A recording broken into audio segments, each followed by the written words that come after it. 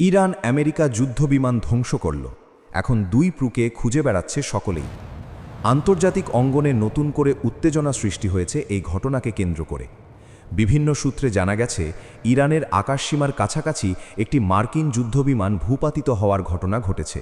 বিমানটিতে দুইজন ক্রু সদস্য ছিলেন, একজন পাইলট এবং আরেকজন সহকারী কর্মকর্তা।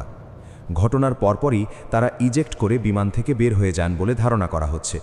এরপর থেকেই শুরু হয় তাদের খোঁজ অভিযান। একজনকে দ্রুত উদ্ধার করা সম্ভব হলেও অন্যজন এখনও নিখোঁজ রয়েছেন। এই নিখোঁজ ক্রুকে খুঁজে বের করতে একদিকে যেমন মার্কিন বাহিনী তৎপর হয়ে উঠেছে, তেমনি ইরান পক্ষ থেকেও বিভিন্ন এলাকায় তল্লাশি চালানো হচ্ছে। কিছু প্রতিবেদনে বলা হয়েছে, স্থানীয়দের মধ্যেও ওই পাইলটকে খুঁজে বের করার জন্য আহ্বান জানানো হয়েছে।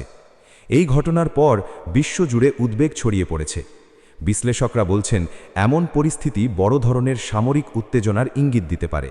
বিশেষ করে মধ্যপ্রাচ্যের পরিস্থিতি দিন দিন আরও জটিল হয়ে উঠছে, যা ভবিষ্যতে বড় সংঘর্ষের দিকে গড়াতে পারে। এদিকে সাধারণ মানুষের মধ্যেও আতঙ্ক বিরাজ করছে, কারণ এমন ঘটনা বিশ্ব রাজনীতি, অর্থনীতি এবং নিরাপত্তার উপর বড় প্রভাব ফেলতে পারে। বর্তমানে সবচেয়ে বড় প্রশ্ন, নিখোঁজ পাইলট কোথায়? তিনি কি জীবিত আছেন নাকি ইতোমধ্যে আটক হয়েছেন? এসব প্রশ্নের এখনও স্পষ্ট কোনো উত্তর পাওয়া যায়নি। সবশেষে বলা যায়, পরিস্থিতি এখনও পুরোপুরি পরিষ্কার নয় এবং এই ঘটনার পরবর্তী আপডেটের জন্য বিশ্ববাসী অপেক্ষা করছে। এই সমস্ত আন্তর্জাতিক খবরে উঠে এসেছে।